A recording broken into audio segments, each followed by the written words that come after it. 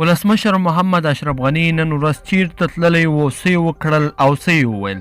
ګرانو لیدونکو السلام علیکم.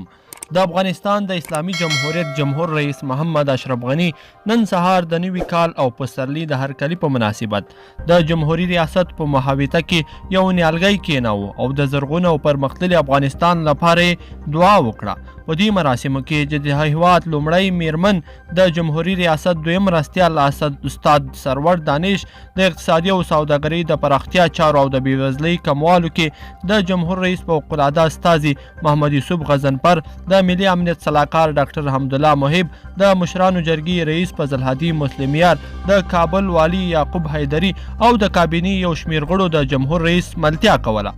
جمهور رئیس وویل د خدای جل جلاله په حکم نن طبیعت بیرته ژوندی شوی او دا د ټولو افغانانو مسؤلیت دی چې د هیواد په شنه کېدو کې برخه واخلي.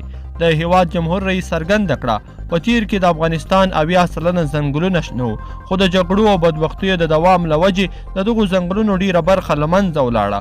اوس نو زموږ دنده ده چې دغه ځنګلونه بیرته احیا او خپل وطن شین کړو. جمهور رئیس غني د ډاکټر تیستو ناکامورو کارنامو ته هم په اشارې وویل ډاکټر ناکامورا په افغانستان کې د ځنګلونو جوړولو نوې طریقه بنسټیزه کړه.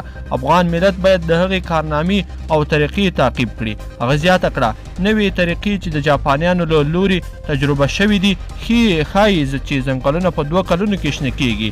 ښه بیلګه یې د افغانستان په ختیځ کې ګمبیري دښته ده. د هیواد جمهور رئیس وویل د افغانستان حکومت د اوبو مدیریت او مهارولو لپاره 3 میلیونه ځانګړي کړي دي او د اوبو د مدیریت 15 کلن پلان هم بشپړ شوی دی.